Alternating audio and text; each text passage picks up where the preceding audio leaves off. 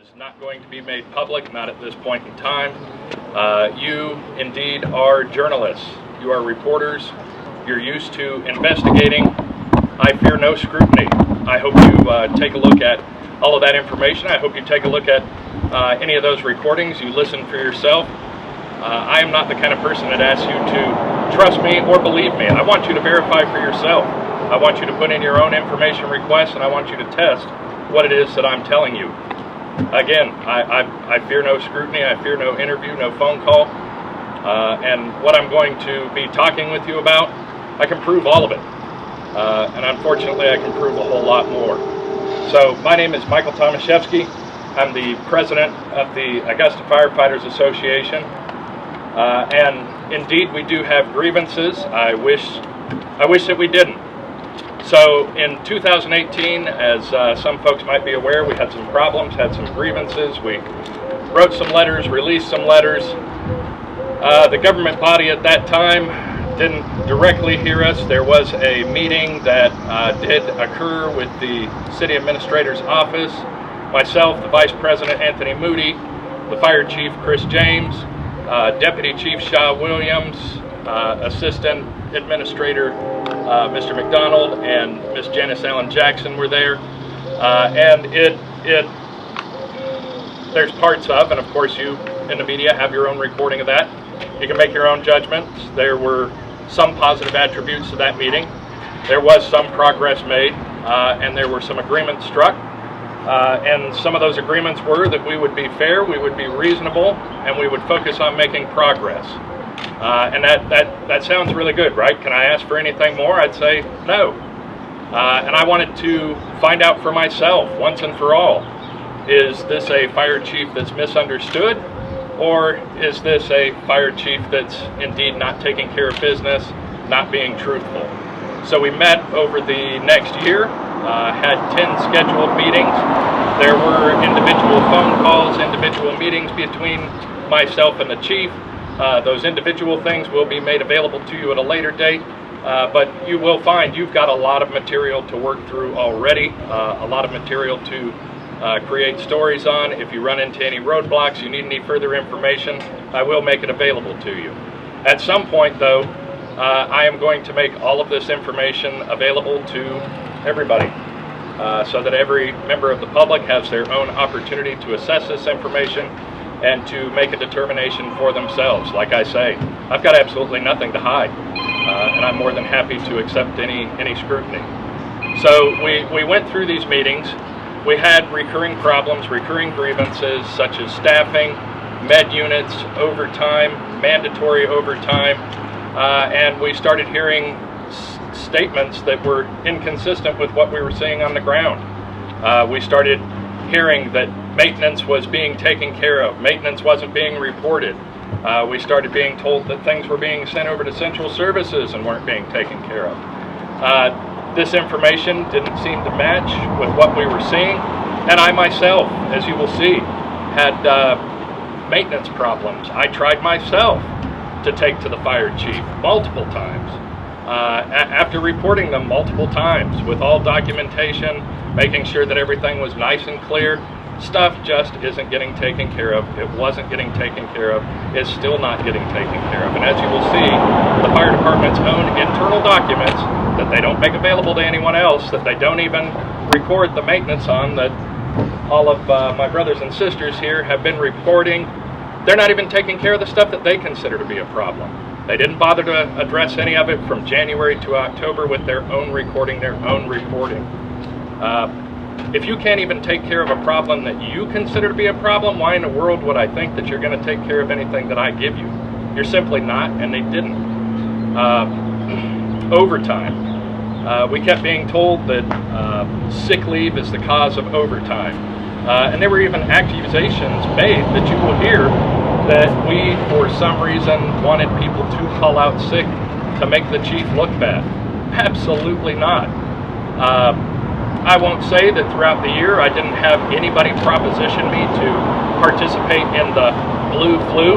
We would never condone any practice like that, ever, under any circumstance. We have a responsibility to you, we have a responsibility to the citizens, and we have a responsibility as public employees to make sure that we are taking care of what we have been entrusted with. So, you know, that stuff is not condoned.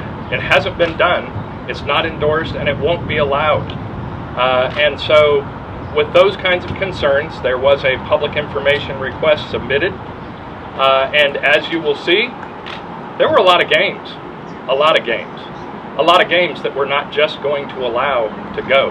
You can take from that as you see fit at this point, but we're not just going to let that go. I ended up going to the Attorney General's office. We submitted information to the Attorney General's office, and they were able to apply pressure that caused some, not all, that request. Those requests are still not entirely fulfilled, but required some information to be released. Some of the information was indeed released, and so going through that information, what you'll see is on the very date that the lawyer's husband chose to go out and leave a business card at a fire station, magically emails were deleted. And what's interesting to me about it is if you take this file that I will make available to the media so you can run it through your own programs, you can check for yourself. Again, I don't need anybody taking my word for it. You won't see it in a program like Microsoft Outlook. You have to run it through a recovery program. Somebody tried to hide these emails, and being that the individual lawyer that was handling the request was, you can draw your own conclusion on why that might have been. These emails are a direct violation of the city's Title III, and according to Title III, there are some possible state concerns there. Again, I'm not a legal scholar, but you can draw your own conclusions there. A lot of the information that you will get is coming from those public information requests, and you will be able to verify that for yourself. I'll make a link available only to the media to download that, so please get with me after this presentation. Make sure that I have your email address, and I'll make it available directly to you so that you can download that essentially backup file to verify what I'm saying for yourself. So essentially moving on to that request, we analyzed all of the overtime, all of the staffing for 2018-2019, and you'll see the analysis of this. Sick time, it's not the issue, flat out not the issue. And I take personal problem with a department director who has a master's degree in business management having either one, not analyzed any of the data to make proper decisions with his department, or two, making false statements. I don't know which it is. He can choose for himself on that one. But like I say, you'll be able to see we ran a consistent average of 3.4 in 2018 of sick leave, 3.6 in 2019. Why then do we have 21 overtimers on, I think it was not but just a day or two ago? Why are we setting new overtime records? Why have we burned through over 3/4 of the increased overtime budget just for this year? These are questions that need to be asked. They're serious questions, and I'm really tired of the suppression staff, the people who are working hard to serve this city, coming to work every day, not participating in unscrupulous behaviors, being blamed for things that are the responsibility of the department director. And as you will see, we're barely keeping up with retirement. I remember when I was going through the pension increase process, we met with nearly every commissioner, and one of the things that we talked about was all the upcoming retirements. This was 2 years prior to any of this stuff that we're having concerns about. That's plannable, okay? Those are planful events. I understand that maybe you can't plan for resignations, but resignations in and of themselves create concerns. And so when we take a look at those resignations, the fire chief went on television yesterday, made some statements. Unfortunately, I'm going to use the L word. He lied. He lied. He never did any exit interviews with the 2 personnel that are mentioned on that tape. One of those people will be appearing on a news channel in the coming future. directly accusing him of those lies. The other individual got off the phone with me this morning. They're both really upset about this. It's time to stop hiding, Chief. It is time for change. I came to you as nicely as I possibly could back in December, asked you to step aside, asked you to leave. I meant every word that I said when I said I would assist you, I would help you. This is not punitive. This is not personal. This is business. The city needs protection. The men and women of the fire department need protection. We need to move forward. We need to serve. And this is not going to happen with Fire Chief Christopher E. James. It's not. We're tired of the lies. We're tired of the hiding. And as a department director, you have a responsibility to answer these questions. In the interview that he gave yesterday, there was no documentation and there was no proof. He makes an awful lot of statements regarding the Class 1. We're a Class 1 fire department. I really don't have to, I really don't want to bring up things that could potentially tarnish such a claim. But I'm going to be blunt and I'm going to be honest. The fire chief really controls how far this needs to go. We're not going to back down. We're not going to stop. This change must happen. This is not optional. And we're not going to be bullied. We're not going to be intimidated, and we're not going to stop. Equalized salaries. Chief, thank you. We're glad for the equalized salaries. That's wonderful. You didn't do it. The city did it. That was a city matter. That was something the entire government did. So again, stop trying to take credit for other things that other people do.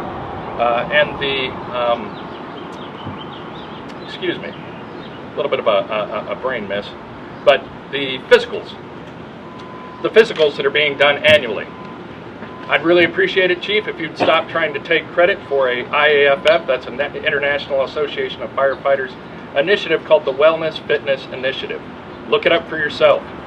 See who requires 1582, see who requires CPAT, see who requires these physicals, and you can go back into the commission agenda and figure out that this is indeed an Augusta Firefighters Association, International Association of Firefighters Wellness and Fitness Initiative that was adopted by the commission and therefore made ordinance.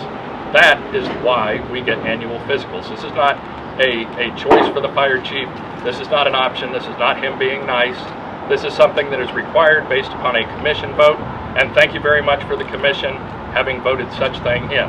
But like I say, you go back, you fact check, you record check any of these things, any of these statements, you're going to find that, once again, he's lying, he's hiding, he's inconsistent. And making statements such as that this is an industry-wide problem. I challenge you as journalists to investigate that information for yourself. What you're going to find is that across the nation we do indeed have a problem with wildland firefighters on the federal level. Evidently we have some lacking there, and volunteer firefighters. I'd love for somebody to be able to produce articles, produce some studies that show that we have the sort of retention problems across the nation that he claims. And that's one of the things that I've noticed over the last year. Chief James loves to make a claim. He doesn't support it. You're going to find all the supportive documentation that you need. If you have any questions, you need further information, please make that available. I'm very thankful for everybody who's chose to come out today. Thank you for coming out. Thank you for your support. And I hope people at home can see we need change. We're ready for this change.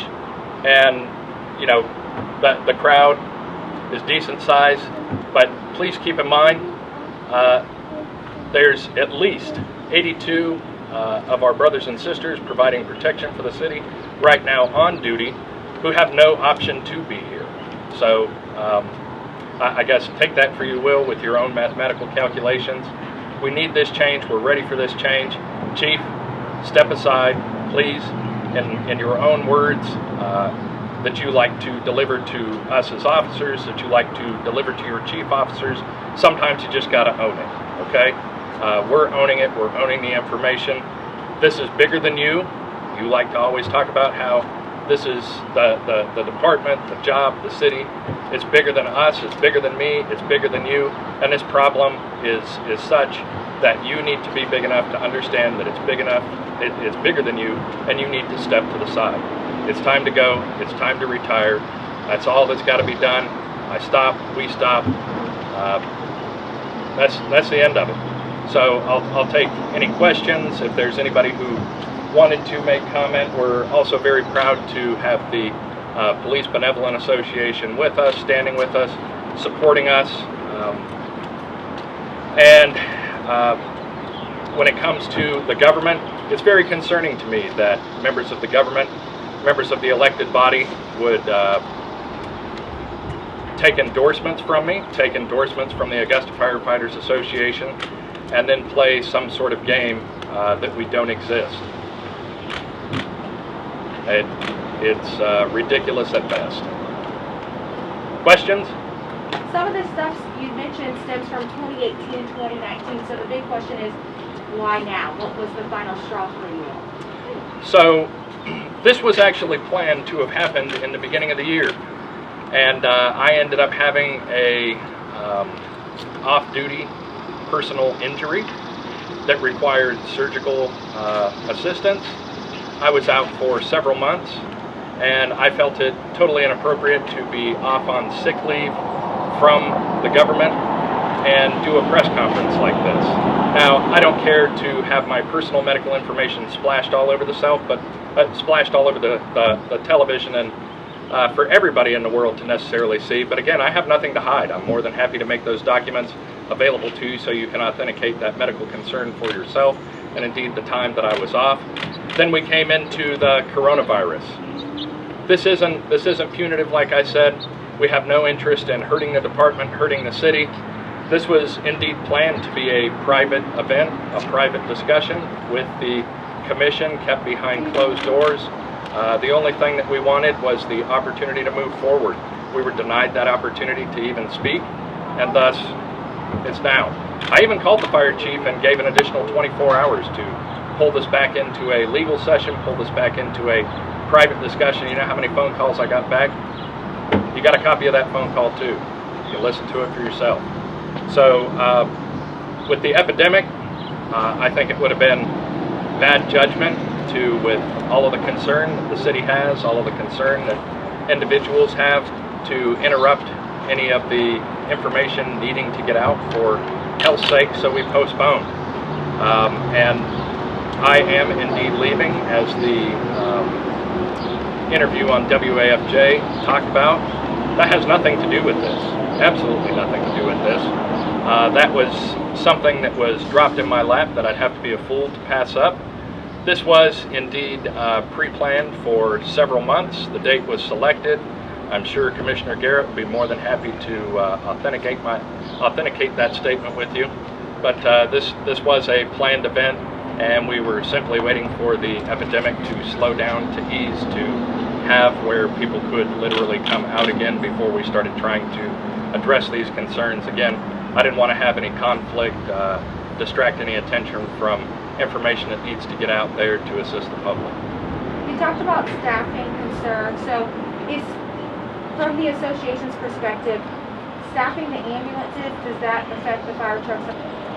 Back in 2018, if you go through the agendas, you'll find that the fire chief went to the commission multiple times about ambulances, which he had planned for ambulances years and years in advance.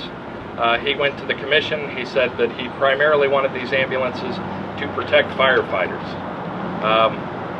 I think you could pretty much ask everybody here that is a firefighter how often we have one of the department's ambulances show up on a structure fire, and the God's honest truth is not very often. They're primarily running medical calls. The other thing that he told the commission, after being questioned by Commissioner Williams, Marion Williams, is that we did have sufficient staffing. We didn't have sufficient staffing. And very shortly after, the chief all of a sudden implemented mandatory overtime to make sure that we had coverage. He went up by 18 on the number of staff needed and didn't bring anybody else in. Heck, for this year, we've only hired an additional 13 employees. There's 10 of those that are eventually going to make their way into suppression, so we will hopefully get a small operational relief. But operationally right now, we're running a negative 75. A negative 75 are needed numbers to open a shift. 82. We're this close to being short an entire shift on the fire department. And for me, from a public safety standpoint and needing to provide protection for the citizens, the conversation should basically be over there. A fire chief has allowed, through his actions and through a lack of accepting assistance, to have an entire shift short on a department. That's ridiculous. Absolutely ridiculous. When you listen to these recordings, you'll find that meeting after meeting, we offered genuinely assistance over and over and over. We weren't taken up on any of it. I even sent him emails for free job posting locations to his public information officer. And I think you should probably inquire how many people showed up for the last test. You can do it on two hands at 7. I'm not sure how we're going to get out of a negative 75 with 7. And when you take a look at the advertising that's been being done, it's not even the stuff that I sent him that doesn't cost a penny, that led to, in 2012, when I did it myself with the then fire chief's permission when I was a sergeant on the department, led to over 400 people coming to take the test.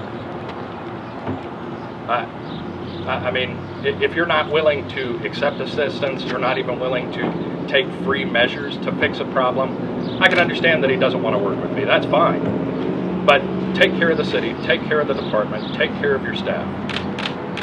For clarification, are the fire trucks being shut down to staff ambulances?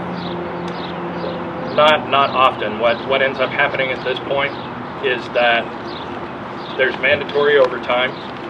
One of the things of progress that was made, we were finally able to convince the fire chief to allow for voluntary overtime to supersede certain segments of the mandatory overtime. And so there have been, fortunately, some people that have volunteered.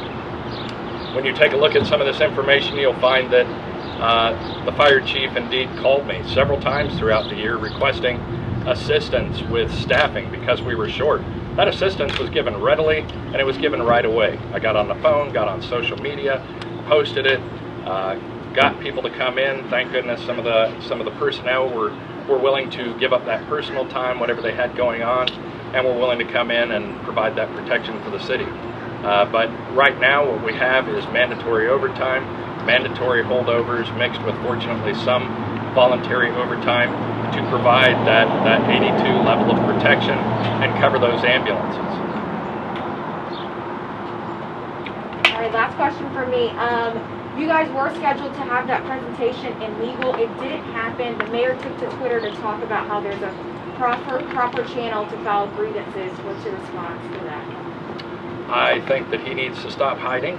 He needs to stop telling stories. He needs to realize that I offered as an association president to speak, the same president who gave him an endorsement.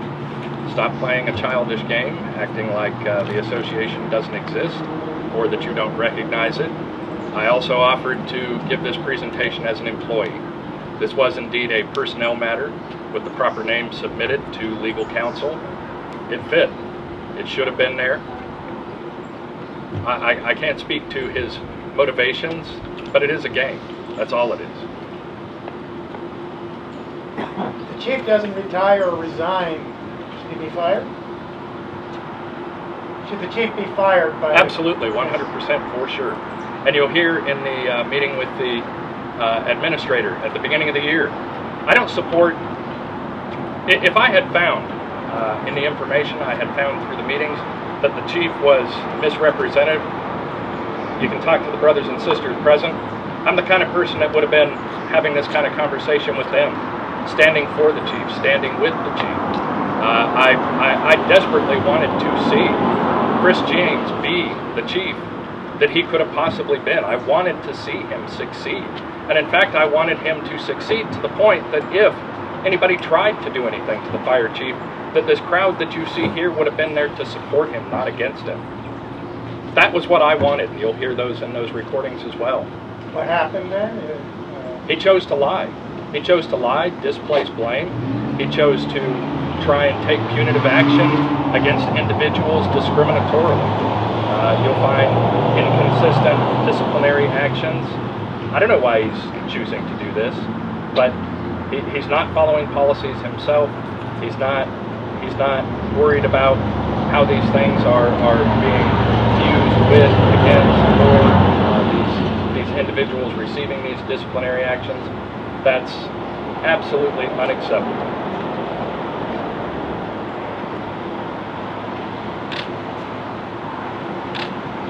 Anybody else? Bueller? What kind of timeline are you expecting? You want the chief to respond to this today on whether he's going to resign or not? You want commission to take action next month? What are you guys looking for? I'd rather this be over. I don't enjoy this. Quite frankly, I don't enjoy being on camera. I'm not a big fan of giving interviews. I'm actually somewhat of a private person. I care about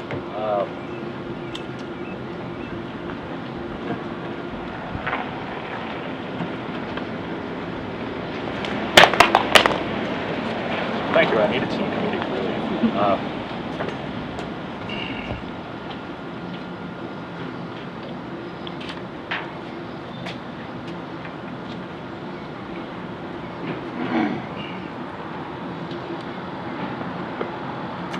I don't enjoy this.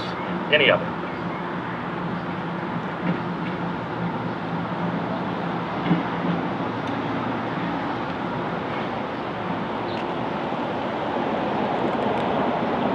Try not to break down like a big baby, but I care about these people standing around me.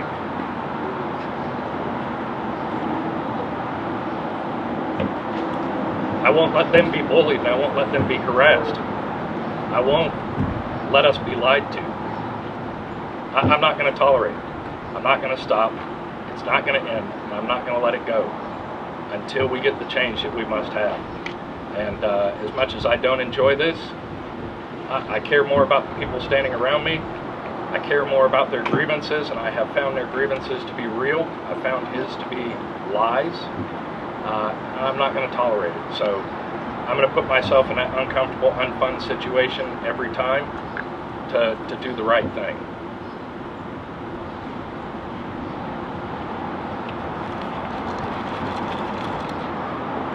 Well, thank you very much for coming. Anybody that's here, if you have things that you'd like to discuss with the reporters, any members of the board up here that you want to get some sound bites from, again, I'm not expecting you. I don't want you to simply take my word for it. I want you to check this out. I want you to investigate it for yourself. I want you to take a look at the fire departments surrounding us, see if they're having sort of resignation rates that we are. They're not, but I want you to check that out for yourself. Thank you very much for coming. Thank you for your time.